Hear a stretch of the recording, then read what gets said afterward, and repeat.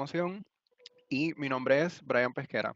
Les recomiendo que durante el transcurso de la presentación, si tienen alguna duda, no duden en hacerla. Por favor, la escriben en el chat. Yo estoy más o menos pendiente al chat, lo que pueda contestar, que lo vea, porque hay veces que el chat se va muy rápido.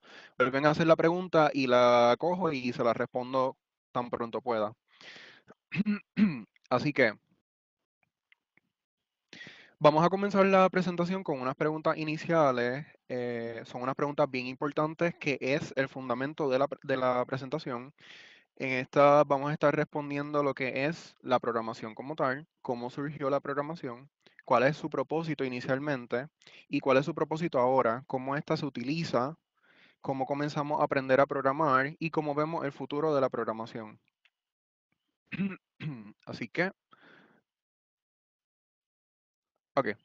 La programación básicamente es el proceso por el cual nosotros instruimos a una máquina que es capaz de ser programada. Eso significa que nosotros le damos las instrucciones a la máquina y la máquina va a ser capaz de seguir estas instrucciones. Para que estas cosas ocurran, deben cumplirse unos paradigmas principales. En este caso, por ejemplo, primero, la máquina debe ser programable. Parece un poco obvio, pero realmente no lo es y vamos a ver por qué más adelante en esta presentación. No todas las máquinas son programables. Ese es el concepto de multiuso. Por otra parte, debe existir un medio de comunicación común entre el emisor, que en este caso sería la persona que está programando, y el receptor, que en este caso sería pues la máquina. También ambos deben poder comprender esta forma de medio comunicativo que tienen en común, que esto es lo que le llamamos el lenguaje de programación, y vamos a ir más individualmente por cada uno de estos elementos. Por último, estas instrucciones se tienen que poder realizar bajo las limitaciones físicas de quien las realiza. Así que vamos a ver si me deja ahora. Permítanme abrir un momentito el chat. Ok, perfecto. Primero, que la máquina debe ser programable multiuso. Esto lo que significa es, tenemos el ejemplo del reloj análogo. El reloj análogo tiene unas limitaciones en cuanto a la programación. ¿Por qué? Nos permite que nosotros programemos la hora. Nosotros podemos fácilmente cambiar en un reloj análogo la hora y hasta ahí llega la programación con el reloj análogo. En cambio, cuando lo comparamos con un reloj digital, podemos ver estas diferencias que en el reloj digital nosotros podemos diseñar nuevos programas, nuevas funciones para las cuales el reloj no se hizo desde un principio. Por ejemplo, en el reloj digital podemos enviar mensajes de texto, lo cual es algo que no podemos hacer con un reloj análogo. Podemos enviar fotos, podemos, pues claro, leer la hora, fue su función principal. Podemos detectar nuestro ritmo cardíaco. Eso no se puede hacer con el reloj análogo. Podemos generar toda esta serie de aplicaciones que son independientes entre sí y que son completamente distintas y que no vinieron con el reloj la primera vez que el reloj se diseñó. En cambio, pues esa limitación existe en el reloj análogo que no podemos programar excepto como les mencioné, por cambiar la hora. Eh, Así que eso es un ejemplo muy importante. Tenemos también, ahora sí, tenemos también el segundo punto, debe existir un medio de comunicación común entre el emisor, que es el programador, y el receptor. Esto se debe a que nosotros nos comunicamos con las computadoras de una forma bien distinta a como nosotros nos comunicamos naturalmente entre las personas. Por ejemplo, las computadoras, nosotros tenemos la noción de que se comunican en este paradigma binario con el famoso 0 y 1. Es un sistema bien estructurado de comunicación. O sea, sigue una secuencia, hay un patrón de números, básicamente, que en este caso solamente es 0 y 1, y esta secuencia construye un mensaje. Este mensaje es un mensaje bien primitivo comparado a los mensajes que nosotros podemos construir. Por ejemplo, el yo estar aquí ahora mismo y el ustedes estar aquí escuchando la presentación requiere de una comunicación mucho más compleja a las cuales las computadoras son capaces de llevar a cabo. Y para nosotros poder simular eso en las computadoras, pues requiere un poco más de especificación, particularmente matemáticas. El código binario es un lenguaje bien, como les dije, estructurado, pero también es matemático. Así que eso vamos a estar viendo cómo es acá, que realmente funciona la cosa. En este medio de comunicación común tenemos lo que la computadora entiende. La computadora entiende lo que es el cero y lo que es el uno, y ella no entiende absolutamente más nada. Pero ahora, ¿qué es el cero y qué es el uno? Básicamente, en esta gráfica que tenemos, está respecto al tiempo, tenemos 0 voltios, que sería la unidad de electricidad, y 5 voltios. Ese es el rango en el que la computadora interpreta lo que es un cero y lo que es un uno. Así que es una corriente realmente eléctrica que la computadora distingue entre la presencia de la corriente, que sería el uno, y la ausencia de la corriente, que sería el cero. Básicamente, cuando no existe ningún voltaje en la computadora, ella no detecta ningún voltaje, estamos en cero. Cuando ella detecta un voltaje, estamos en uno. Y eso, a través del tiempo, forma una secuencia que, como podemos ver en la gráfica, en este caso sería, comenzamos en uno, luego vamos al cero, al uno, al cero. Por ahí me está preguntando Carmen Martínez como una pulsación. Exactamente, son pulsos eléctricos precisamente lo que genera esta secuencia, y así es que la computadora envía un mensaje desde una computadora hasta otra computadora, porque así es como ellas se comunican. Nosotros, todo el mundo sabe aquí que no nos comunicamos con ceros y unos, y eso sería, no quiero ni imaginar cómo fuese, muy complicado, pero para la computadora realmente como nosotros nos comunicamos es mucho más complicado simularlo. Así que si volvemos al slide anterior, pues entonces debe existir, esta es la razón por la cual debe existir este medio común de comunicación, porque precisamente existe una diferencia en cómo yo me comunico con ustedes y en cómo la computadora donde yo estoy dando la presentación se comunica con los teléfonos de ustedes o con las computadoras de ustedes. Así que todas estas cosas son bien estructuradas en cuanto a eso. Tenemos por otro lado que ambos deben poder comprender esta forma de medio comunicativo en común, que esto es lo que nos referimos como el lenguaje de programación. Por lo que les mencioné anteriormente, esto lo que indica es que para que fluya la comunicación entre nosotros y entre las personas y las computadoras, debe existir este ente intermedio que interprete las instrucciones. Por ejemplo, en el caso de la imagen, tenemos una persona que está hablando un lenguaje distinto. El presentador está hablando un lenguaje distinto al lenguaje que conoce la audiencia. En este caso, el presentador está hablando en inglés, la audiencia conoce, el lenguaje, su lenguaje principal sería el español. Y entonces existe un intermedio que sería el interpretador, que básicamente está traduciendo lo que el presentador dice. Este básicamente es la función que está todo el tiempo ejecutándose en las computadoras cuando nosotros programamos. La programación, que lo vamos a ver también más a detalle en el taller de programación. Aquí vamos a ver más sobre la historia y la evolución de la programación. El detalle es que la interpretación pues varía, o sea, depende del lenguaje que yo quiero utilizar y depende de cuál es mi objetivo con ese lenguaje. Ok, y entonces, cuarto, tenemos que estas instrucciones también se deben poder realizar bajo las limitaciones físicas de quien las realiza. ¿Qué significa esto? Esto básicamente lo que significa es que las computadoras, al igual que nosotros, tienen unas limitaciones que son físicas. Esto significa que si la computadora, por ejemplo, no es a prueba de agua, se nos cae en el agua, pues se daña. Eso es una limitación física que está sujeta a cómo está hecho, a cuál es el material que la compone y cómo interactúa ese material con el agua. Pues Es exactamente el mismo principio a través de la comunicación. La computadora, cuando yo le doy una instrucción, la computadora tiene que poder, dentro de sus capacidades físicas, ejecutar esa instrucción. Un ejemplo de esto sería, pues yo decirle que ustedes le digan a su teléfono ahora mismo que les busque un vaso de agua en la cocina.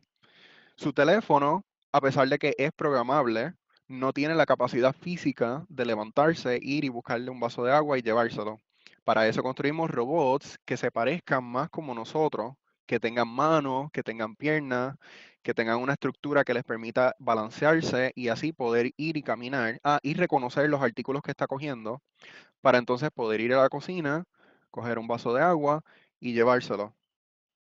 Así que vamos viendo cómo estas limitaciones físicas se van acumulando y forman algo que es mucho más complejo y por qué, a pesar de que no nos ha tomado mucho tiempo, nosotros podemos sentir que nos ha tomado mucho tiempo eh, llegar hasta donde estamos, pero realmente es lo que se ha hecho en los últimos años en la tecnología es increíble y vamos a ver más sobre eso adelante. Así que, resumiendo acá, tenemos en la imagen dos arquitecturas. Arquitectura básicamente es lo que les mencionaba, las estructuras físicas que tiene la computadora. Y lo que debemos saber es que dentro de las muchas arquitecturas que existen, las más comunes ahora mismo son las de 32 bits y 64 bits. ¿Qué son los bits? Los bits son básicamente unos pedazos de información. Eso es todo lo que tenemos que saber hasta ahora. Son unos pedazos de información y cada bit junto forma los datos. Y todos esos y muchos conjuntos de datos nos van a formar la información que nosotros vamos a utilizar. En este caso, lo que tenemos que llevarnos de aquí es 32 bits, representa este número que vemos acá, que es un número menor al de 64 bits. Así que, mientras la arquitectura, el número de bits en la arquitectura de la computadora sea mayor, mayor es el número que podemos representar en la computadora. ¿Y por qué esto es importante? Esto no es solamente un número que nosotros podemos escribir en una computadora. Este número se puede traducir a palabras, pero más allá de las palabras, a las instrucciones. Así que si nosotros podemos representar un número largo, podemos entonces también representar una instrucción que es más larga, es más específica y que puede contener más información en un periodo menor. Así que también la hace un poco más rápida. Por otro lado, también tenemos que la arquitectura de las máquinas está sujeta al ambiente en donde la máquina se encuentra. Así que este también influye. Por eso es que normalmente cuando tenemos, por ejemplo, computadoras, vamos a ponerle Facebook, o vamos a usar las mismas computadoras de Webex, tienen que estar en un edificio que por lo general tiene un ambiente, un microambiente controlado en ese edificio que permite que el proceso se lleve a cabo de la mejor forma, mejor siendo la forma en la que nosotros queremos que sea. Así que, por ejemplo, ¿cuál es ese ambiente en el que están esas computadoras? Pues un ejemplo sería que baja humedad. En el ambiente tiene que haber baja humedad para que la computadora, dentro de sus componentes físicos, no vaya en detrimento. Otro ejemplo sería baja temperatura. Las computadoras generan calor a través de todos estos procesos. Sí, exactamente, Evelyn, ni mucho calor.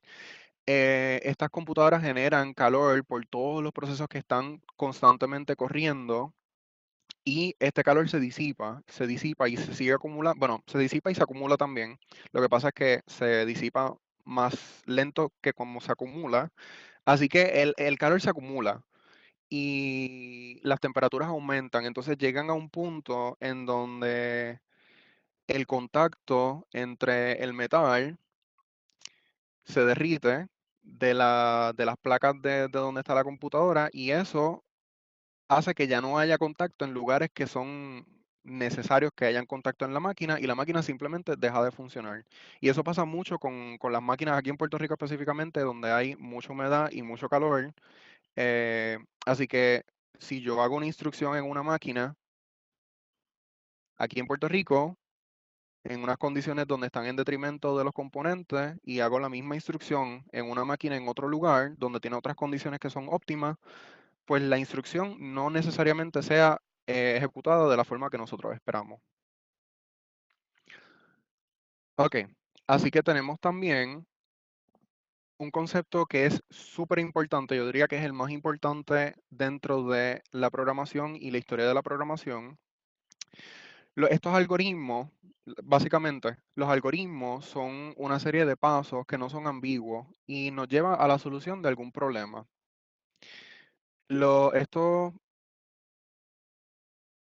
son básicamente una serie de pasos que nosotros realizamos cuando queremos hacer algo. Les pongo un ejemplo por cuando nosotros vamos a cocinar un bizcocho. Cuando estamos cocinando un bizcocho, nosotros pues tenemos la receta con los ingredientes, pero también tenemos una serie de pasos para nosotros realizar ese bizcocho. Y al final tenemos que tener ya el producto, el bizcocho hecho. Luego de nosotros haber realizado esta serie de pasos, el bizcocho tiene que estar, porque si nunca terminamos esos pasos, pues tampoco un algoritmo. Así que el algoritmo tiene que tener un final. Me están preguntando por acá, ¿la temperatura puede afectar el rendimiento de la máquina? Sí, la temperatura afecta no tan solo cómo la máquina procesa la información, eh, también cuál es el tiempo de vida de la máquina, así que eso es otra cosa bien importante. Los algoritmos son esenciales para la funcionalidad de las computadoras porque contienen el pensamiento detrás de las soluciones de los problemas a los cuales son diseñados. ¿Qué significa esto? Como les había comentado anteriormente, nosotros tenemos este tipo de pensamiento que en comparación con las computadoras es elevado, es un pensamiento elevado, lo que le dicen high level, y esto también se traduce a los lenguajes de programación. El asunto con los algoritmos y el lenguaje del pensamiento high level es que los algoritmos nos presentan la solución del problema de forma que nosotros podemos entenderla y nosotros podemos escribirlas también. Como vemos en esta imagen de acá, tenemos un algoritmo bastante sencillo, no considera todos los posibles casos, pero sí podemos diseñar algoritmos y lo mejor es que se diseñen algoritmos que consideren todos los casos.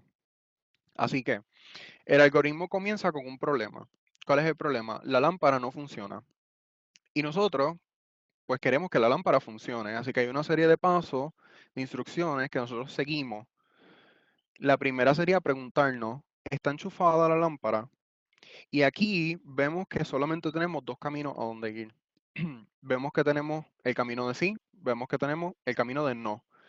¿Por qué esto es importante recalcarlo? Porque son dos caminos solamente. ¿Qué significa eso? Que la solución es binaria. Así que aquí se ve cómo se traduce el pensamiento de nosotros, un pensamiento al cual le podemos dar varias soluciones a esto, y cómo se reduce a algo que la computadora pueda ir asimilando a su naturaleza, que es binaria. En este caso, si decimos que la computadora no está enchufada, perdón, la lámpara no está enchufada, pues entonces la solución según el algoritmo sería enchufarla. Por otro lado, si decimos que sí, pues nos preguntamos entonces, ¿el foco está quemado? Y ahí otra vez tenemos la respuesta binaria, sí o no. Pues si el foco sí está quemado, lo reemplazamos. Y si el foco no está quemado, pues podemos comprar una lámpara nueva. Voy a ver por acá un momento las preguntas.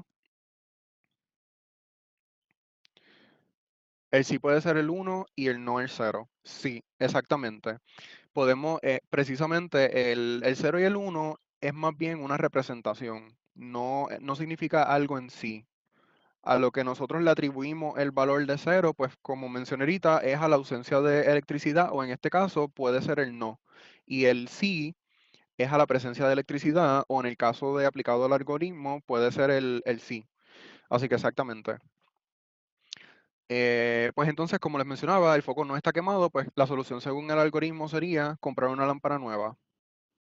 Porque este algoritmo no me considera todos los casos posibles, porque yo, por ejemplo, puedo decir que el cable está roto. Esa es otra pregunta que yo me puedo hacer y no la considera este algoritmo. Así que ya vemos cómo los algoritmos también dependen de cómo nosotros mismos los desarrollemos. Así que esa parte es bien importante. nosotros estamos en cuanto a la programación constantemente buscando la forma de mejorar los algoritmos y eso es algo que, por ejemplo, Google ha hecho y esa es la razón por la cual Google es Google hoy día y es porque creó un algoritmo de búsqueda tan y tan y tan y tan óptimo que hace que todos lo queramos usar, porque vamos a encontrar, no importa lo que estemos buscando, si existe en el Internet, lo podemos encontrar. Entonces, ¿cuál es la importancia de esto? Pues como les mencionaba, la programación no resuelve los problemas que nosotros tenemos. La programación es simplemente la instrucción que le damos a la computadora, pero el diseño de los algoritmos sí son la solución de nuestros problemas que vamos a implementar en la programación.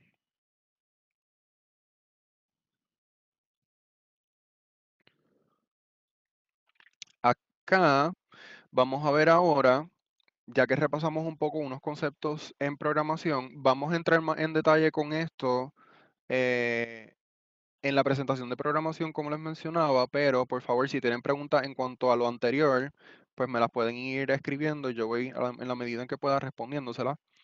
¿Un algoritmo puede ser mejorado automáticamente?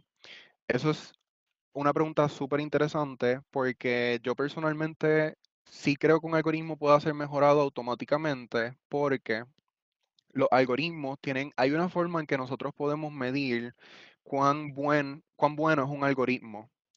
Es una función bastante compleja en matemática. Eso es diseño y análisis básicamente de algoritmos y podemos desarrollar un programa que sea capaz de medir el algoritmo, como mismo hemos hecho que nuestros teléfonos puedan medir la temperatura, desarrollamos un programa que pueda medir el tiempo de ejecución de un algoritmo, por ejemplo, cuánto se tarda en una computadora en llevar a cabo y ver si hay alguna forma en la que ese algoritmo hagamos otro programa y tome menos tiempo hacer el mismo resultado. Pero eso ya es un poquito más complicado. La respuesta es que depende de a quién tú le estés preguntando. Yo pienso que sí puede ser y específicamente más ahora implementando lo que es la inteligencia artificial, que también vamos a estar hablando de eso en otra de las presentaciones. Eh, con eso sí que definitivamente van a ocurrir algoritmos que sean, pues, autodidactas, por decirlo así, y ellos mismos se enseñen a ser mejores. Así que, bueno, por acá, esto que tenemos aquí son los autómatas de Jackie Dross. Lo creó Jackie Dross, un inventor de la época entre 1768 y 1774. Fue la fecha en la que él diseñó este autómata, básicamente. eh, o es considerado el primer sistema de programación moderna más antiguo.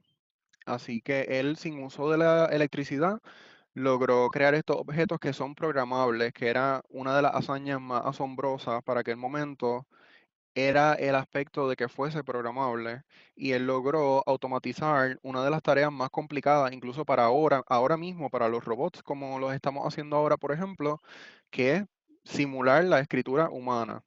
Y esto no es como imprimir en un printer, no es de esa forma, sino que es literalmente realizar el movimiento de la mano, que es una estructura bien compleja en el ser humano, y hacer que pudiera escribir. Y encima de eso, él logró que tú pudieses programar esto y sin uso de la electricidad.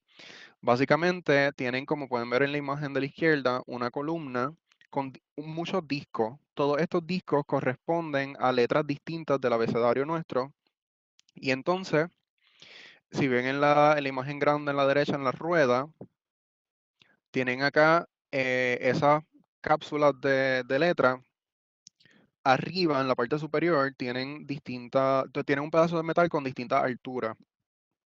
A esto venía una aguja y lo leía. Y la forma en la que lo leía era físicamente, corría por alrededor de todo el pedazo de metal y si se levanta, pues a esa altura indica a una aguja que tiene en la columna el autómata que corresponde a la altura donde hay un disco. Y ese disco tiene una forma, no es como los discos que conocemos ahora, ese disco tiene una forma que corresponde al movimiento de la mano del autómata. Y vamos a estar viendo eso ahora un momentito. En este video que está acá no se va a poder escuchar el video, pero de todas formas vamos a poder ver lo que realmente es la parte importante de cómo funciona esto. Así que les voy a poner un minuto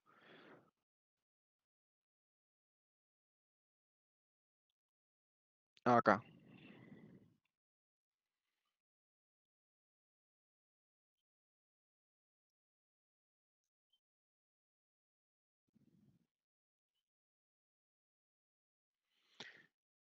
Ahí vemos cómo está traduciendo la forma del disco. Una vez detectada cuál es la próxima letra, la traduce a el movimiento de la mano. Aquí estamos seleccionando los distintos discos a distintas alturas que son manipuladas por la altura de la cápsula que contiene la letra. Y podemos ver cómo el personaje, el autómata, genera estas letras. Este video lo pueden ver en Facebook, me estaban preguntando por ahí, perdón, en YouTube. Busquen Jacket Dross, como está escrito en la parte superior, autómata. Pueden escribir autómata, con que escriban autómata Jacket Dross, les aparece. Esto fue para el año 1768, 1774. No se sabe exactamente la fecha en la que se creó, pero fue en ese rango de tiempo.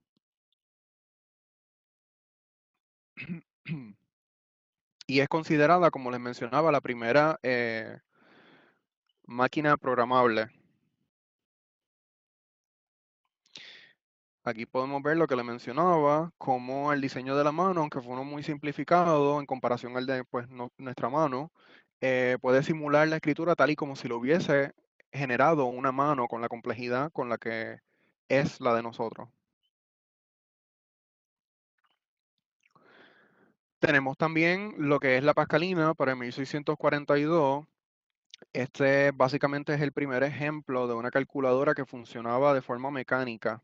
Eso es con ruedas y con engranaje y nos permitió por primera vez agilizar los procesos de solución de problemas matemáticos. Nosotros, bueno, nosotros no, pero la humanidad como tal, eh, al transcurrir esta invención, lo que se hizo fue que en estas ruedas nosotros podíamos escoger los distintos números que queríamos poner y luego las operaciones que realizaba esta máquina eran únicamente sumas, porque fue la primera. Pero lo importante de esto es que fue lo que propulsó el desarrollo de la calculadora como la conocemos hoy y que permitió abrir los ojos a las nuevas tecnologías, hacia dónde se dirigía la humanidad en la tecnología.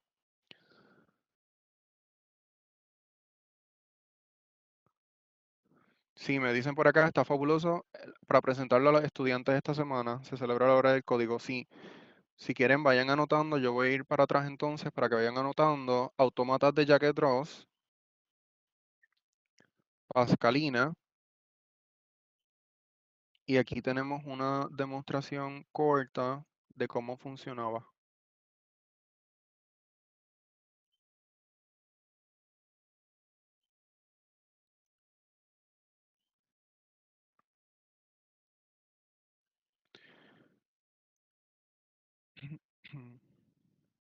Vamos a ir rápido porque no se puede escuchar lo que está diciendo.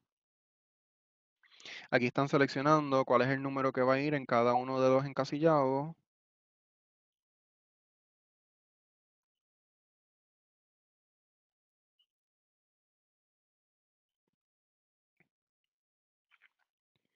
Y encaja la pieza encaja en el número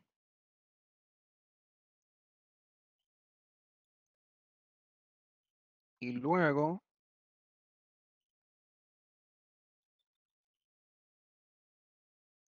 lo que está mencionando el video en esta parte es que a pesar de que este invento fue súper importante para su época, no se le dio el reconocimiento que merecía, incluso no le prestaron mucha importancia cuando se trató de llevar por primera vez se hicieron 50 prototipos y a nadie le interesó tener ninguno de esos 50 prototipos.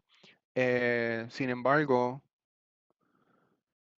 pues como sabemos hoy, con el invento de la calculadora moderna, vino a través de este dispositivo. Si los videos son de YouTube, todos tenemos acceso a estos videos si tienen internet, así que exactamente, escriban los títulos. Este es Pascalina y los pueden buscar y los pueden escuchar.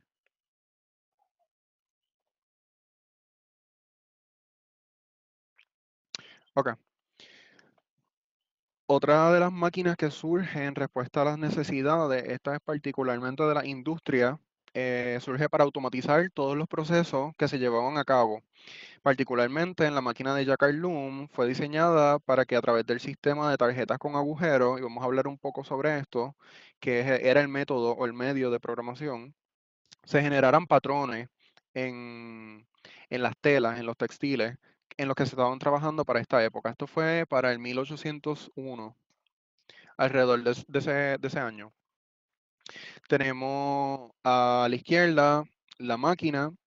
Esta máquina leía unos patrones en lo que se llaman los punch cards.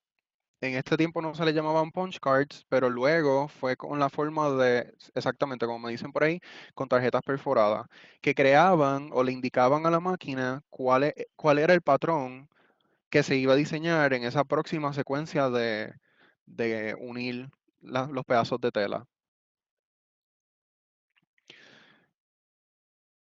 ¿Cómo es que funcionaba esto? Aquí tenemos la persona que ponía las telas y cada uno de esos pedazos de tela se acomodaban en acorde a cómo estaban las tarjetas, el patrón en la tarjeta. Entonces, luego de esto, se movía para atrás y generaba el patrón según estaba en la tarjeta.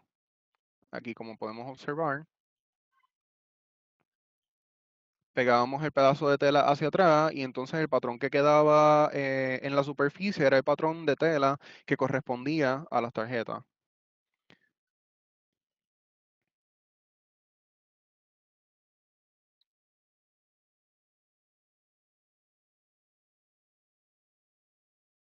Y aquí vemos cómo es que se hace la lectura. Todo es forma completamente mecánica. Esto aquí no hay nada digital y es todo con energía cinética, así que depende de la misma energía que les ponían las personas para su movimiento. Este video, este se llama How en 1803, Jacquard Loom Led to Computer Technology. Lo que pueden buscar para buscar este video, busquen Jacquard Loom. Lo más probable les aparece este video o si no buscan Henry Ford. Se lo voy a poner acá, se lo voy a escribir.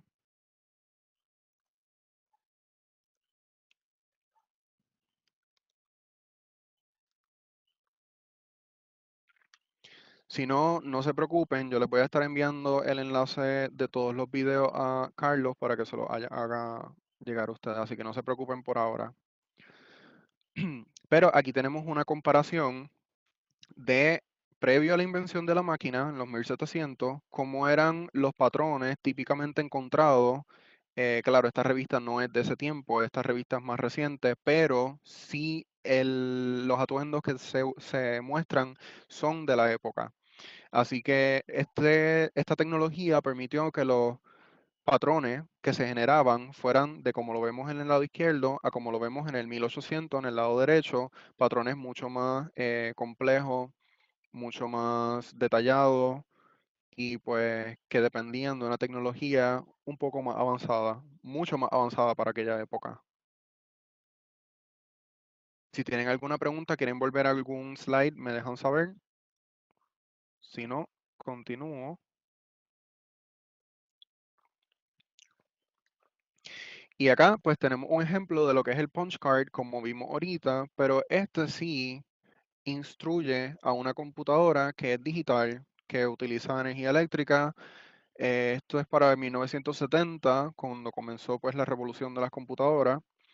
Se popularizó este modo de programación para que la mayoría de las computadoras creaban, editaban, guardaban y ejecutaban todas sus instrucciones con este tipo de programación.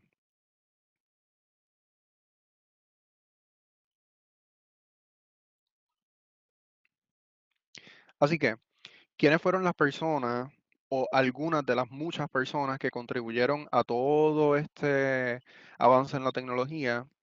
Pues una de las que le quiero hablar es Ada Lovelace. Ella, esto fue en el 1842, fue una matemática, escritora, era de Inglaterra y fue quien se le acreditó el diseño del primer algoritmo. Como les habíamos mencionado ahorita, previo a ella, nada de esto había sucedido y ella contribuyó al diseño del primer algoritmo que describió un programa de computadora, como nosotros lo hicimos ahorita en el ejemplo de la lámpara, del algoritmo de la lámpara. Ella tradujo escritos de Charles Babbage, que fue un matemático e inventor, quien diseña la llamada Analytical Machine, que hacía referencia a a una máquina multiuso.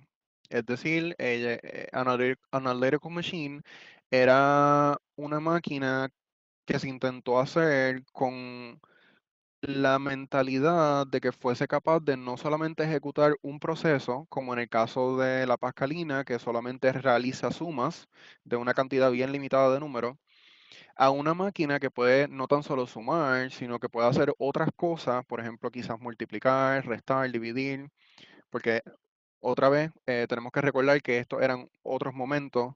eh, no íbamos a poder ver una foto, por ejemplo, porque para eso faltaba mucho por hacer todavía. Así que, pero una máquina que hiciera por lo menos dos cosas era un avance completamente gigantesco para aquel momento y completamente necesario para nosotros llegar a donde estamos hoy en la tecnología. Así que estas traducciones de ella las incorporó cuando ella hizo la traducción, incorporó sus propias notas que aumentó el potencial, contribuyó grandemente al proyecto de Babbage.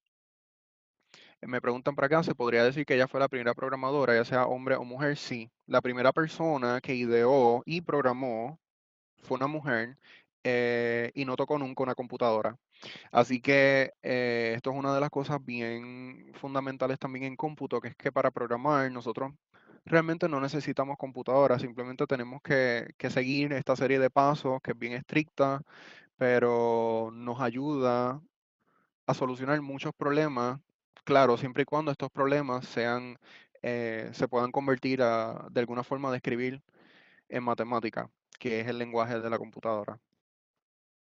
Estas notas que ella hizo describen los algoritmos para ser específicamente implementados en una computadora, algo que anterior a ADA no se había realizado.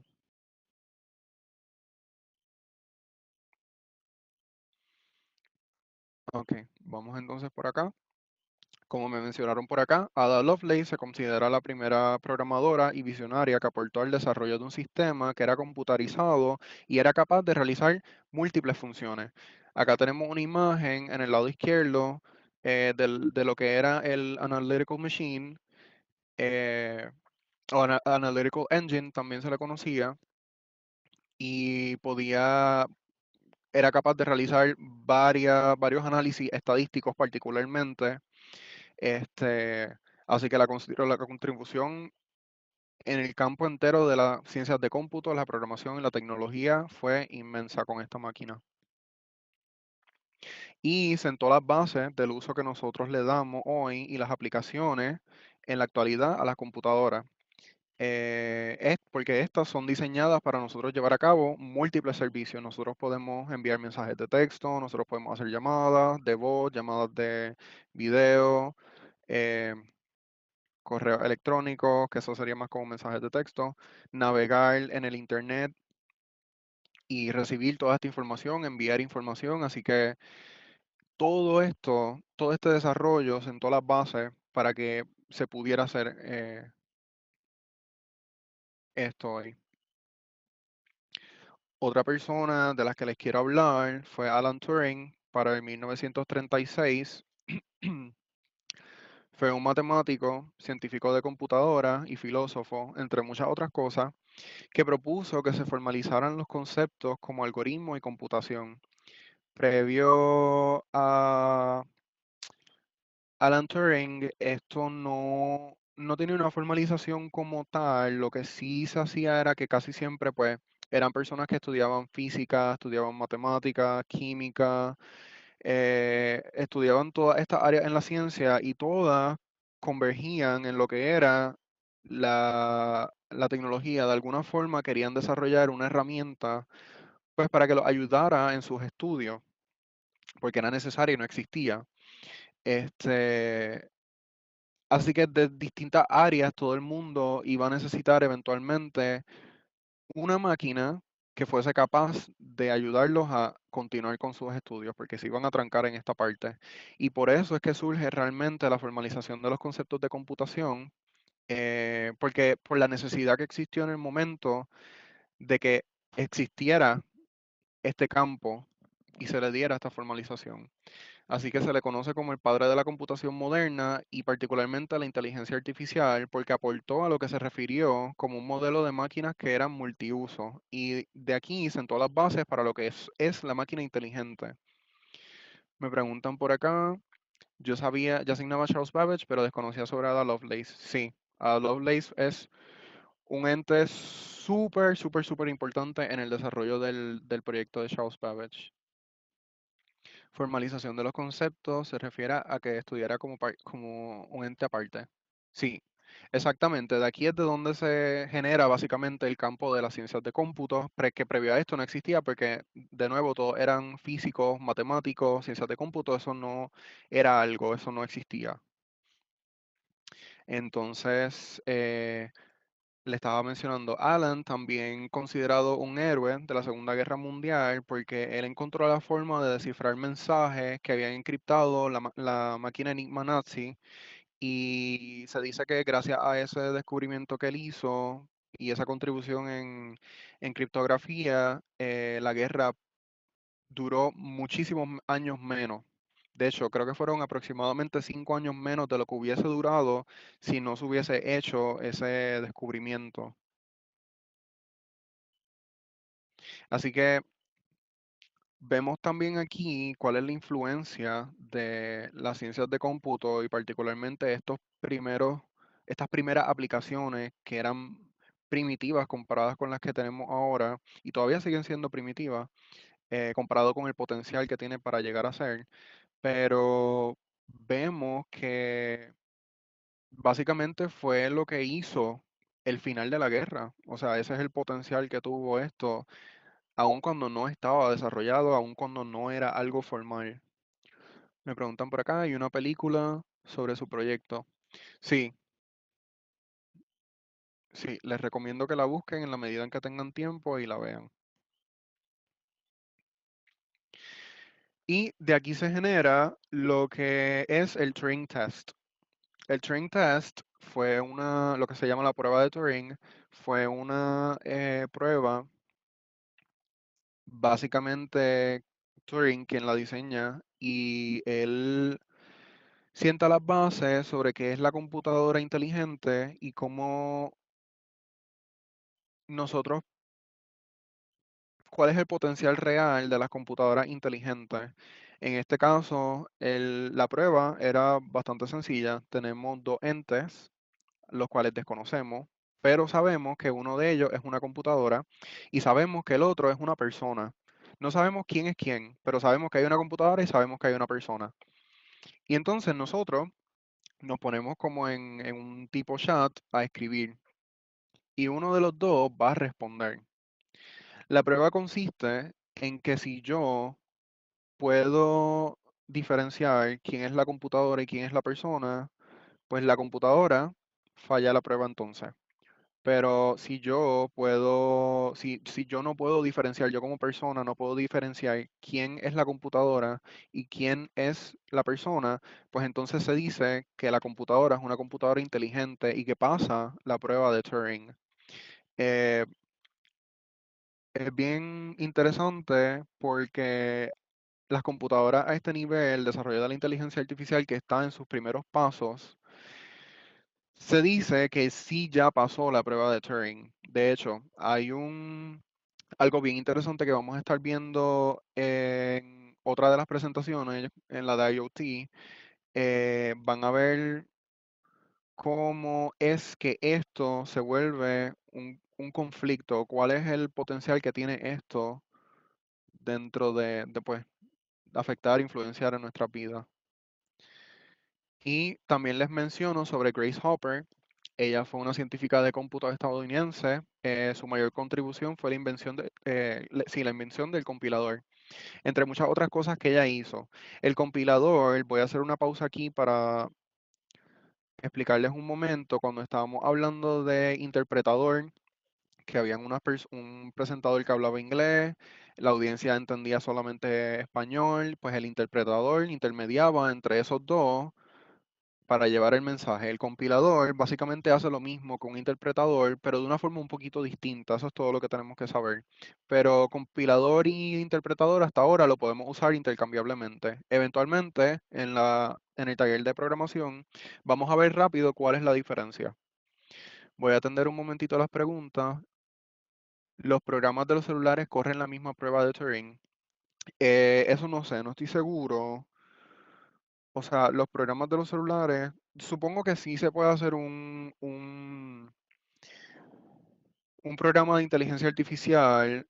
Hay que ver cómo entonces haría el programa de inteligencia artificial para que pase la prueba de Turing. La parte que realmente es impresionante es cómo pasa la prueba de Turing, no si el programa puede correr en la computadora, en el teléfono, incluso en el reloj inteligente. Así que ese es la aplicación más a futuro de esto, es que todo esto se puede integrar a todos los aspectos de la tecnología. Esto no es solamente algo que está en la computadora y que se queda en la computadora. Esto eventualmente se va a ir a nuestros teléfonos, esto se va a ir a nuestros carros, se va a ir bueno, a las computadoras ya está, pero se va a ir a las bombillas de las casas. Y tú dices, ¿cómo se va a ir a las bombillas de las casas? Eso también lo vamos a estar viendo. Me dicen por acá también, por ejemplo, Siri. Sí, esto de los asistentes virtuales también se va a hablar mucho, mucho, mucho y les va a encantar en la presentación de IoT. Entonces, vamos a continuar por acá con Grace Hopper. Tuvo un gran impacto en lo que es la programación moderna y hizo que fuera posible la creación de un programa intermedio que tradujera las instrucciones, pues como les mencionaba, de inglés al lenguaje de la computadora. Habían varios lenguajes de computadora. Bueno, previo a Grace Hopper no eran muchos, pero ella fue la que sentó las bases para que se diseñaran múltiples lenguajes de programación formales, como lo que fue COBOL y Fortran, y permitió que la programación fuese mucho más cercana a nosotros. En vez de nosotros estar programando con los punch cards, como vimos ahorita, pues ahora se puede programar con palabras, por ejemplo, como nosotros nos comunicamos, y es un lenguaje un poquito más natural. Esos son lenguajes como C++, Java y Python. Hizo que fuera más comprensible para los humanos las instrucciones que el compilador termina traduciendo en la computadora ceros y unos. Vamos a ver por acá que están preguntando. Ok. Así que ahora podemos ver cómo esto influencia nuestros aspectos de vida y cómo nosotros en nuestras necesidades influenciamos a la tecnología. Así que por primera vez, en una escala mayor y más agresiva, se pueden ver las aplicaciones y el potencial de estas de las computadoras según el uso que nosotros les demos. Las computadoras jugaron un rol determinante en la guerra y su uso trasciende estas brechas para lo cual fue diseñado. Así que resulta en la exploración de nuevos paradigmas.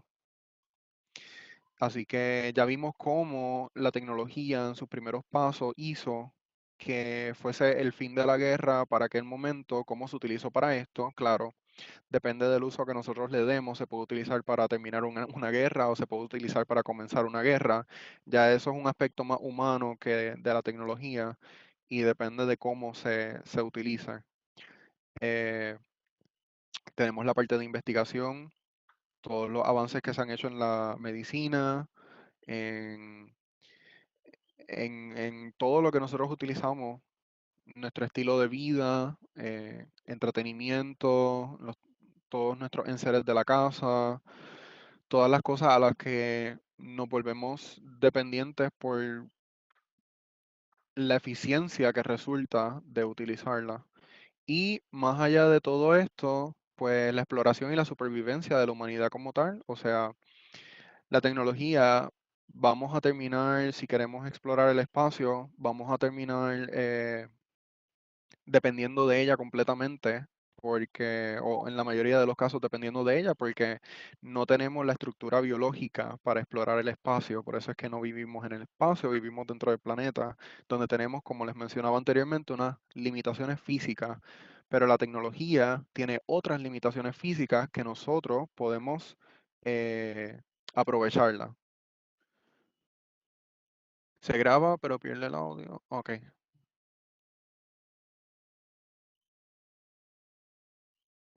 Me dicen por acá, ayudan también a las personas que no pueden ver, sino escuchar y hablar. Exactamente.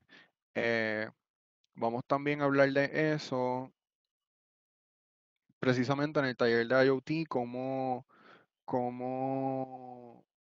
nosotros podemos sobrellevar estos límites biológicos y a través de la tecnología implementar estrategias que nos permitan ser más independientes con estas limitaciones. Así que vamos a ir a la parte del uso en la actualidad. Esta parte, como les mencionaba, va a abundar mucho más profundo en lo que sería el Internet of Things en el taller de IoT diciembre 6. Pero tenemos, por ejemplo, en nuestras casas tenemos consolas de videojuegos, tenemos computadoras, tenemos teléfonos, tenemos relojes inteligentes, tenemos bombillas inteligentes, termómetros inteligentes, tenemos enseres en el hogar que son inteligentes y todos ellos se interconectan y se comunican de cierta forma. Eso es uno de los aspectos más claves de lo que es el Internet de las cosas, el Internet of Things, o como se le dice también IoT, es no solo la capacidad de que las cosas se conecten al Internet, busquen información y reaccionen debidamente, sino que también cómo estas se comunican entre sí, como yo tengo una lámpara que se comunica con la temperatura de la casa, o como yo tengo un teléfono que se comunica con un enser en la casa, y esa es la parte de la aplicación donde podemos ver realmente todas estas interacciones entre la tecnología y cómo ellas trabajan para darnos toda esta información.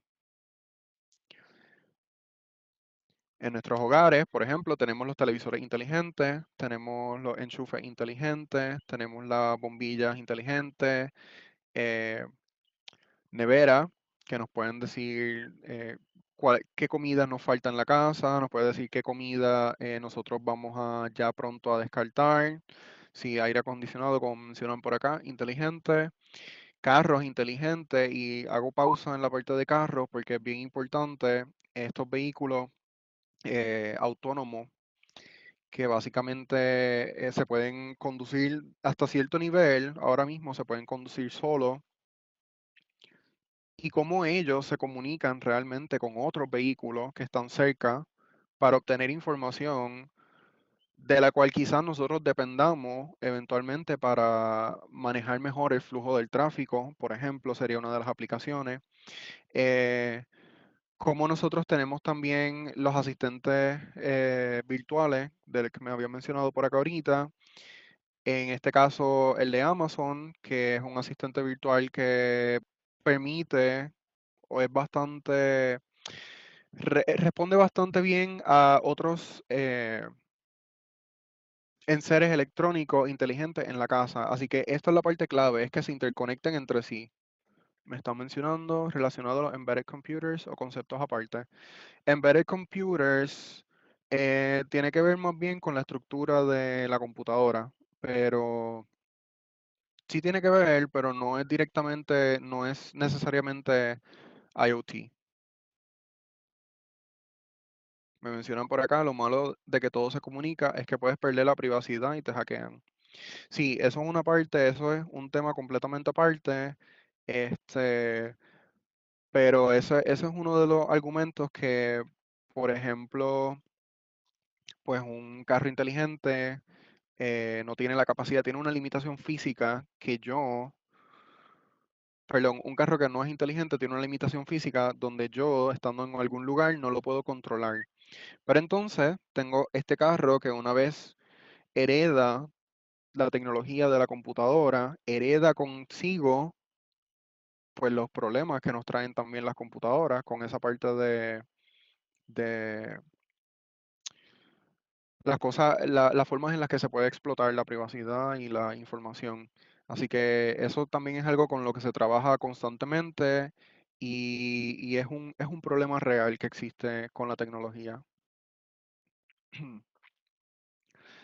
Pero todo esto, a final de cuentas, está moviéndose a ser altamente regulado, así como me mencionan, también con la banca, exactamente. Pero como sabemos, todos los bancos están altamente regulados, así que en el momento en el que ocurra algo, eso rápido se toma, se actúa sobre ello.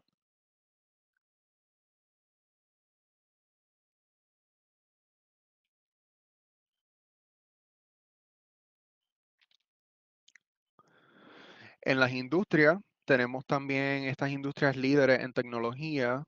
eh, Ellas incorporan y desarrollan estos servicios y productos de inteligencia artificial, de Internet de las cosas, y las incorporan en todos sus procesos. Lo hacen una parte fundamental de lo que es el día a día en estas compañías, particularmente en Amazon y Google, que trabajan más con desarrollo de lo físico, del hardware, de lo que nosotros podemos eh, pues percibir sin una computadora, que no es necesariamente un programa. Ellos trabajan más diseñando cosas que podemos tocar.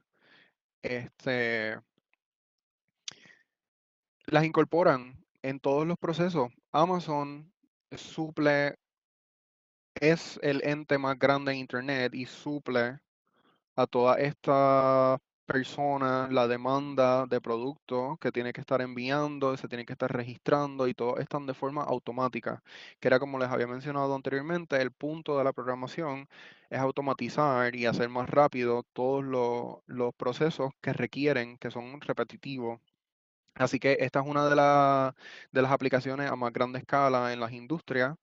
Eh, Amazon también suple servicios a muchas otras compañías. Y, de hecho, Google toma servicios del cloud, de lo que se conocen como el cloud, que también vamos a estar viendo qué es más adelante. Y básicamente las incorpora en lo que es todo su proceso de, de, de industrialización. Así que todo esto agiliza, automatiza, economiza y rediseña la vida moderna.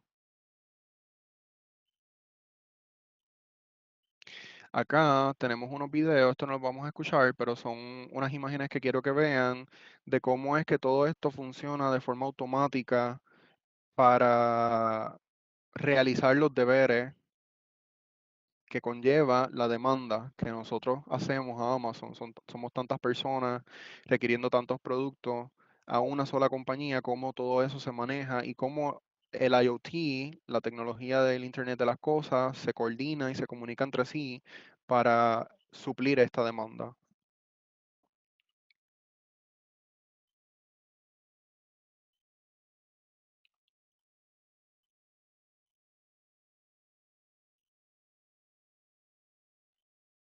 Les recuerdo también, si tienen preguntas, me las pueden ir escribiendo.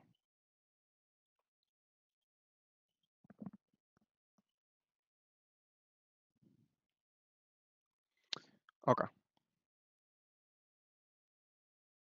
Me preguntan por acá el nombre de este video. Con que escriban Amazon Warehouse, les aparecen estos videos. Se los voy a mandar por acá. Amazon Warehouse en YouTube.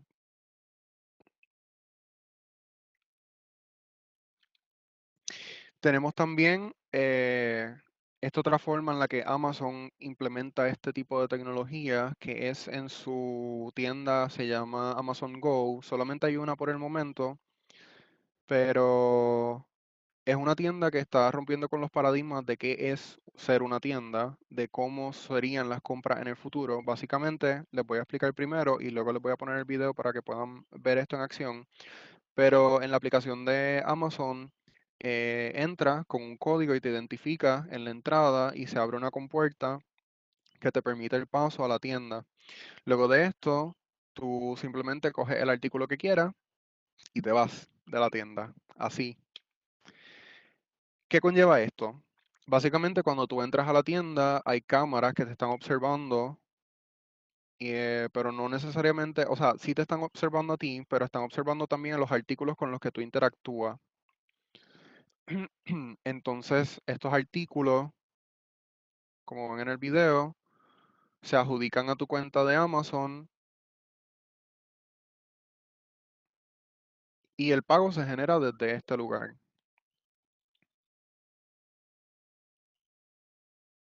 desde la cuenta de nosotros. Me dicen por acá, sin personal, entonces más desempleo. Una de las cosas que pasa, particularmente, vamos a ir hacia atrás un momentito, acá. Una de las cosas que pasa o de las formas que hizo Amazon para resolver este problema es que si realmente automatizar estos procesos, pues responde a que ya esas personas no se necesitan, pero no es que no se necesiten, es que en esas áreas particulares ya no se requieren estos empleados, así que los empleados se mueven a otras áreas. En el caso de este video, hay una parte donde vemos que como quiera se requieren empleados para ordenar, hay ciertas limitaciones que tienen estas máquinas y las máquinas no pueden ordenar los productos necesariamente en estos encasillados, así que la forma de trabajo cambia, no necesariamente los empleados. Eh, en el caso de Amazon, son demasiado grandes, así que la automatización corresponde a minimizar el trabajo que hacen las personas, no necesariamente a minimizar la cantidad de empleados. Y me están mencionando por acá, esta tecnología podría reemplazar a los humanos, exactamente lo que estaba mencionando. Menos empleados en esa área, nos convertimos en programadores. Eso es uno de los otros argumentos, es que entonces lo que se promueve con este tipo de desarrollo es que las personas se adiestren más en lo que es estas tecnologías. Y esta es la importancia de por qué nosotros estamos haciendo esto, es porque eventualmente lo vamos a poder aplicar y vamos a hacer una civilización o un país o la humanidad entera orientada a estas tecnologías. Así que esa es la importancia de educar sobre esto en particular.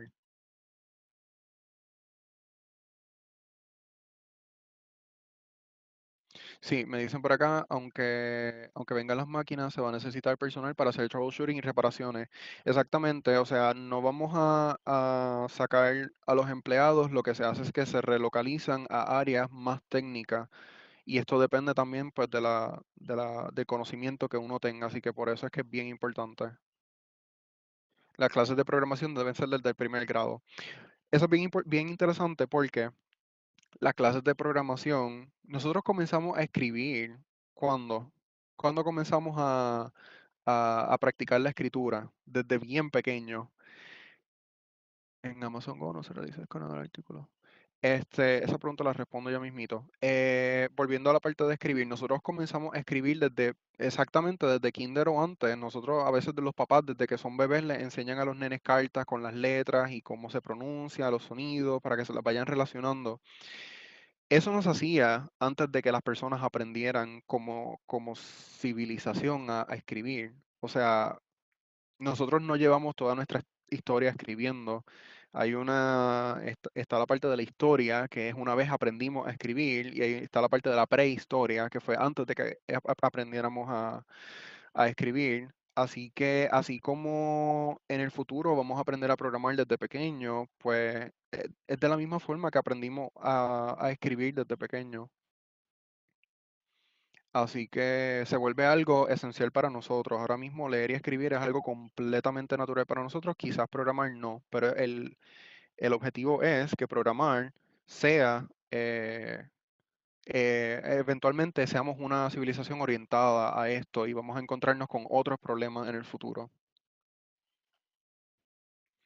Entonces, Vamos a ver que me están preguntando por acá, el empleado está en constante adiestramiento, ya que puedo observar que algunas compañías quieren equipos costosos, en la parte de adiestramiento no los aplican. Esta razón no obtiene resultados positivos. Sí, eso ya depende de cómo las compañías manejen las distintas cosas, pero por lo general estas compañías que son líderes en tecnología son las que diseñan lo que nosotros utilizamos. Así que ellos son los que dictan cuál es el camino a seguir en cuanto a esto. Ya nacen tecnológicos, sí. Vemos que las tiendas por de departamento ya están las máquinas cobrando, no se necesita personal. Sin embargo, hay personal que está para atender las dudas también. Había visto una pregunta por acá. En Amazon Go no se registra un escaneo de los artículos. ¿Cómo se registra el artículo? Eso es bien interesante. Todo esto funciona en la tienda de Amazon con inteligencia artificial. Así que aquí vemos cómo aplicamos inteligencia artificial con dispositivos de Internet. La inteligencia artificial nos permite detectar automáticamente qué artículos cogimos, quién cogió ese artículo y si salió de la tienda con ese artículo o no. Porque también está la parte de que si yo devuelvo un artículo, la máquina sabe que yo devolví un artículo y me lo quita de mi lista. Todo esto está pues en desarrollo todavía, así que, pero aquí es a donde se dirige el futuro de la tecnología. Vamos a ir a una parte bien importante, que es en la educación. Cómo la tecnología y todos estos desarrollos nos ayudan a nosotros a educar. Tenemos acceso a unas herramientas nuevas que nos permiten ver cosas desde distintas perspectivas, nos permiten estudiar matemáticas, en el caso de la figura y la geometría, nos permite estudiar biología, en el caso por ejemplo, impresión 3D aquí. Este, así que esto nos permite tener unos ciertos materiales accesibles a través de la tecnología para nosotros poder llevar a cabo una mejor enseñanza aplicando este conocimiento. Me preguntan por acá, ¿hay personal para arreglar máquinas? ¿Trabajan con sensores? Ah, me imagino que esto es de lo anterior. Sí, sí trabajan con sensores, pero principalmente son cámaras, la parte de la tienda. Ok, entonces también en la forma de estudiar en los libros, vemos libros que son con realidad aumentada, con realidad virtual, que también vamos a hablarlo más a fondo en el futuro. eh, Nos permite interactuar con estos libros de forma que nunca antes habíamos interactuado. No son solamente imágenes estáticas, sino que a través de lentes podemos interactuar con estos objetos en una forma un poquito más natural, casi como si tuviéramos las cosas de frente. Me dicen por acá, se debe educar en el uso desde pequeño y evitarían que los niños hagan mal uso del mismo. Sí, eso es completamente correcto. Uno de los problemas que surge, particularmente porque no se da la educación sobre teléfonos en las escuelas, porque no se permiten, es que no se enseña a cómo utilizar. Nosotros tenemos en el teléfono la, el acceso a todo el conocimiento de la humanidad, pero no sabemos cómo utilizarlo, porque en la escuela no nos enseñan a cómo utilizarlo. Así que eso es uno de los asuntos que se debe atender, básicamente mover el uso de la tecnología para precisamente, como dice Dori, no se haga mal uso del mismo, sino que aprendamos a cómo utilizarlo, a cómo buscar toda la información que necesitamos y a cómo usar la información que encontramos, porque no toda la información, pues, no todo lo que encontramos en el Internet es información necesariamente. Tenemos también en la medicina. En este caso tenemos un médico que le está examinando a un paciente en su cráneo previo a realizar la cirugía. Así que esta parte es con realidad virtual. Como todas estas cosas se integran para que resulte en una mejor calidad de vida, un mejor resultado para el paciente. Y tenemos también máquinas que son súper precisas, súper precisas en cuanto a, a las operaciones. Nosotros cuando, por lo general, los cirujanos están realizando operaciones, pues existe un grado de temblor en las manos y eso depende de la persona, pero estas máquinas no, esa limitación física que nosotros tenemos, la máquina no la tiene. Así que podemos, como les mencionaba anteriormente, tomar ventaja de eso. Me preguntan, ¿crees que en el futuro dejaremos de escribir a lápiz y sustituiremos en lo mismo con el teclado? Realmente no, yo por lo menos personalmente no creo que se deje de escribir a lápiz. Lo que yo sí creo que vaya a cambiar es el lápiz como tal y el papel. Eh, Quizás sería más dirigido a lo que es la tablet y los lápices que utilizan las computadoras ahora, pero yo no creo, o sea, dibujar o escribir es algo bien natural para nosotros, no creo que vayamos a dejar de hacer eso en algún momento. El teclado solamente podemos escribir, estamos limitados a las letras que tiene el teclado, pero en un papel podemos pues hacer diagramas, hacer muchas otras cosas que son más naturales y más precisas, como menciona así, exactamente precisa, Kirosana. Este, y pues por esa razón no creo que vayamos a dejar de utilizar lápices. Simplemente que pues la estructura del lápiz como tal cambia, ya no es uno de madera, utilizamos ahora lápices mecánicos, pues en unos cuantos años más vamos a utilizar lápices que responden a tecnología, eh, no como los lápices mecánicos, sino a computadora.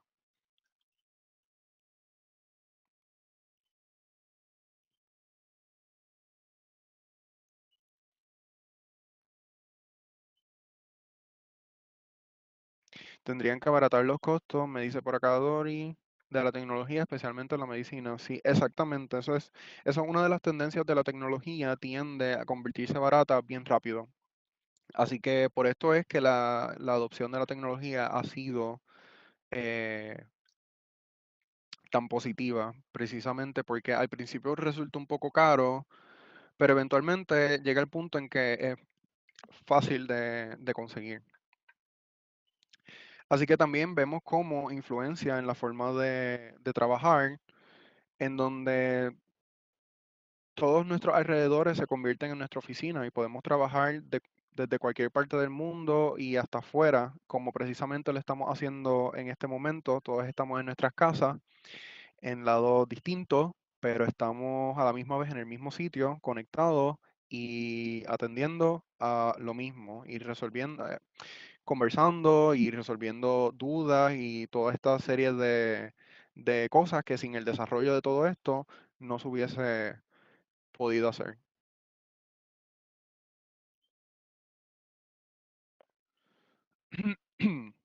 Les quiero mencionar también rápido cómo aprendemos a programar o cómo comenzamos a aprender a programar, porque no necesariamente sabemos programar, no hemos tenido la práctica, no nos hemos quizás ni interesado tan siquiera, así que cómo comenzamos ahora que sí estamos interesados. Eh, Lo primero que tenemos que hacer es recordar que la programación es acumulativa. Parece difícil, pero no es difícil. Simplemente requiere que nosotros conozcamos de muchas áreas distintas. Requiere que conozcamos de computadora, requiere que conozcamos de matemática, requiere que sepamos leer y escribir, y requiere muchas otras cosas que quizás no hemos desarrollado, eh, pero no es difícil. Simplemente requiere conocimiento en estos temas. Entonces, nosotros nos va a tomar un poco de tiempo si queremos adentrarnos en lo que es la programación, pero sepan que todo ese tiempo vale, todo el tiempo que ustedes le dediquen a aprender cualquier cosa en la tecnología vale en su vida y se van a dar cuenta eventualmente. Y más ahora con esta revolución tecnológica, este, que definitivamente para ahí es para donde va ahora mismo la humanidad. Así que, ¿cómo comenzamos a aprender a programar? Está esta plataforma que a mí me gusta mucho, se llama Scratch, la desarrolló MIT, y esta plataforma nos permite programar, dar instrucciones a las computadoras con unos bloques que vemos la reacción de estos bloques en la pantalla. Conectamos varios bloques, le voy a dar un poquito hacia el frente, ok, acá. Conectamos estos bloques.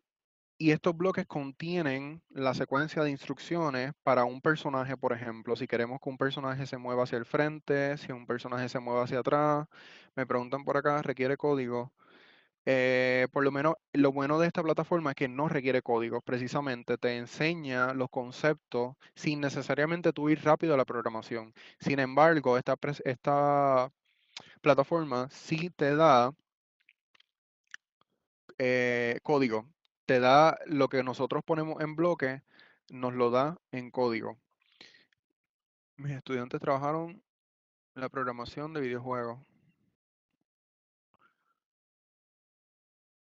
En una programación en Lego Mindstorm, exactamente. En este caso, a diferencia del Lego Mindstorm, que va más dirigido a lo que es la programación de robots, en este caso no es particularmente de robots. Scratch sí tiene una plataforma que se llama Scratch for Arduino. Todo esto se lo voy a dar a través de Carlos. Esa plataforma sí les permite que ustedes puedan programar robots, pero esta como tal de Scratch está más dirigida a lo que es la programación en computadoras como tal, no necesariamente en robots. Me dicen por acá, Liz María, he utilizado Scratch con mis estudiantes de sexto grado y hay que primero llevarlos a la lógica para que luego pasen a la codificación. Exactamente, esa es la importancia de lo que habíamos mencionado ahorita de los algoritmos. Con la programación tú no resuelves el problema, tú lo resuelves con el algoritmo, con el pensamiento computacional. Tu estructura, cuáles son la serie de pasos. Yo tengo este problema y tengo este objetivo. ¿Cuál es la serie de pasos que me lleva a solucionar este objetivo? Ese es nuestro algoritmo. ¿Cómo yo le digo a la computadora que haga esto? Pues esa es la programación. Me dice Bárbara Pacheco, yo he aprendido a programar en bloques utilizando Sphero. Sí, programar realmente es una buena forma de uno introducirse a lo que es la programación con Scratch. Así que les recomiendo que anoten el nombre, se lo voy a poner por acá. Scratch, y la página es scratch.mit.edu. Ahí es donde tienen la plataforma. Sí, es completamente gratuita. Tiene dos versiones. Está en línea y la pueden descargar.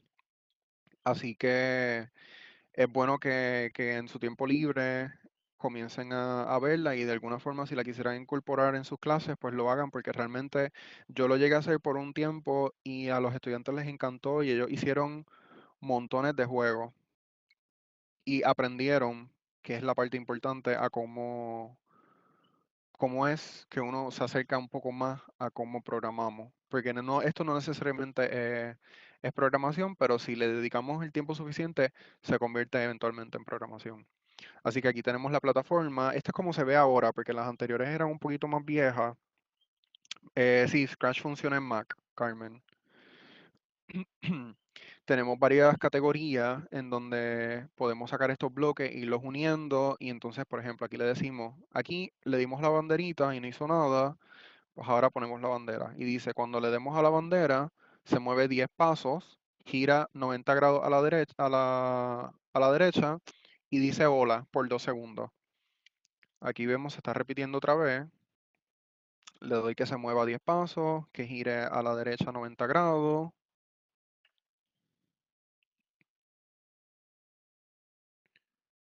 Aquí le damos para que diga un mensaje, 2 segundos. Sí, tiene lecciones. Me pregunta Madeline, ¿tiene las lecciones? Sí, ellos tienen mucha documentación en su página. Es bueno que vayan y la vean. Este, como no les estoy enseñando cómo particularmente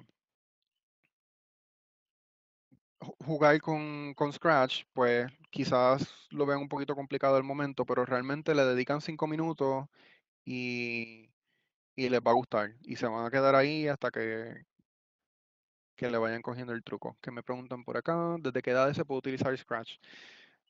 Yo recomiendo, bueno, estuve trabajando también en un campamento en donde los chicos de 4 años utilizaban Scratch. Los más adultos, ya como 16, 17, depende de qué conocimientos tengan en programación, también es bien divertido eh, y les llama la atención. Así que esto yo de verdad lo recomiendo para todas las edades. A mí, a los 18 años fue que yo descubrí esta eh, plataforma y me encantó. A los 18 yo lo usé y ahí dije, no, yo me voy para cómputo y, y de verdad que sí, me gustó mucho. ¿Cómo se llama el programa de Microsoft que hace eso? Para programar esas tareas en robótica.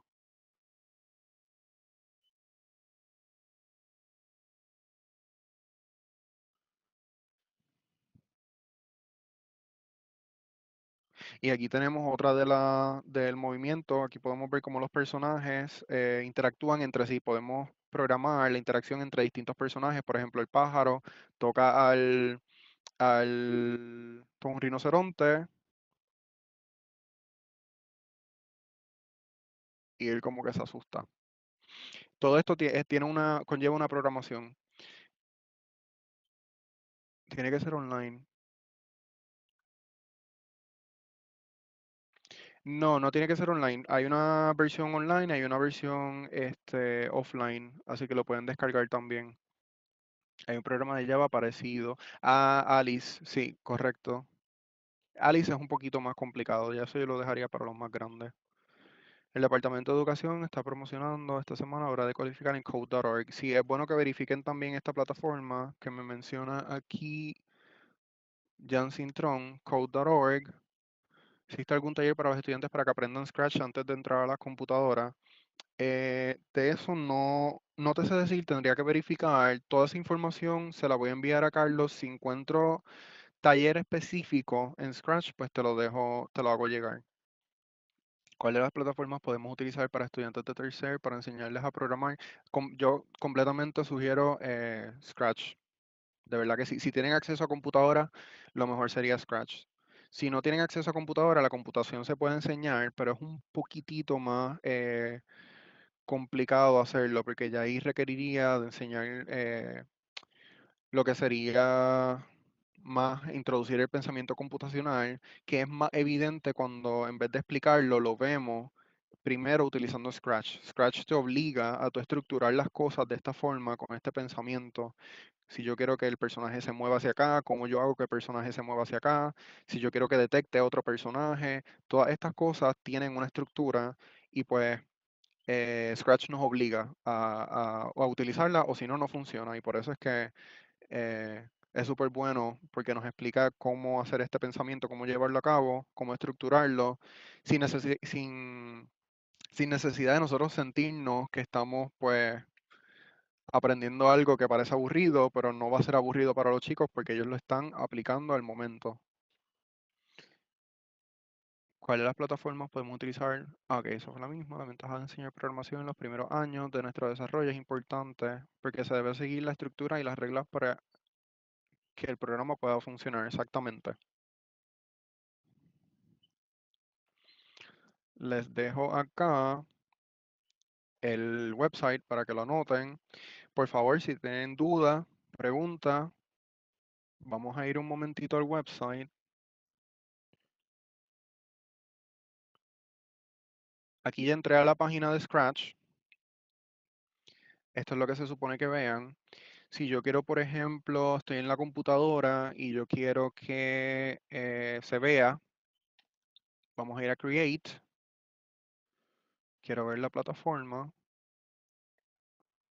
Vamos a esperar a que cargue un poco y aquí tenemos la plataforma.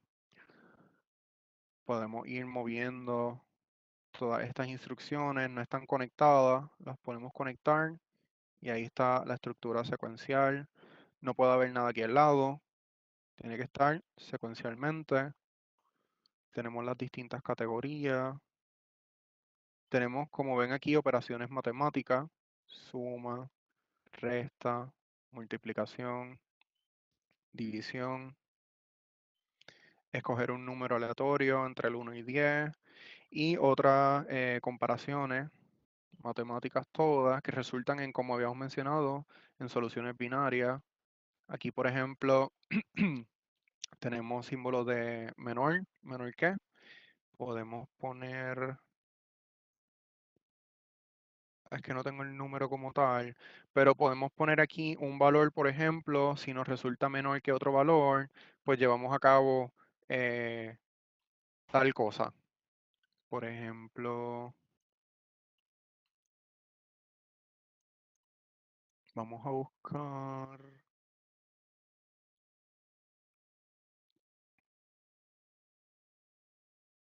Vamos a poner este. Escogemos un número aleatorio entre el 1 y el 10.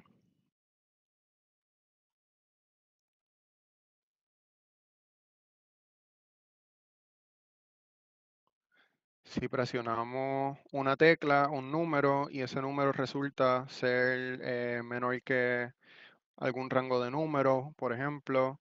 Así que ven, esto tiene cosas bien simples, pero también tiene cosas bien complicadas. Por eso es que funciona para los chicos bien pequeños y funciona para los chicos mayores, ya 16 años, 17. Este, los va a mantener entretenidos por un buen rato en lo que ellos eh, le van cogiendo el truco. Así que volvemos acá. Si tienen preguntas, vamos a dejar estos últimos minutos para las preguntas. Les voy a dar un tiempo para que me las vayan escribiendo. Si quieren volver a algún slide y repasar alguno de los conceptos, no se pueden ir sin entender esos conceptos. Así que este es el momento para las preguntas.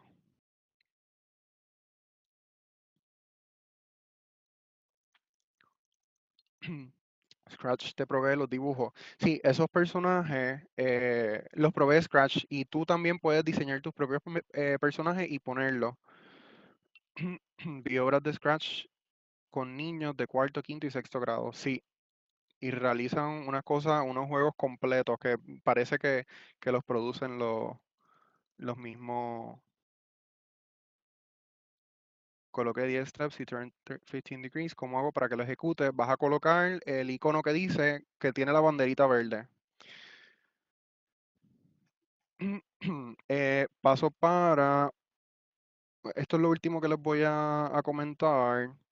Si disfrutó de la presentación, por favor, le exhortamos que vaya a nuestra página y le dé like y haga un review de cómo podemos mejorar, qué cosas le gustaron de la presentación, qué espera en las próximas presentaciones. Así que si nos quieren decir algo y si quieren pedir talleres específicos en algunos temas, este es el lugar en donde hacerlo. Van a facebook.com/synestpr, SYNESTHPR, y le dan like porque ahí también tenemos información sobre otras actividades y otros talleres que se hacen. Así que muchas gracias a todos.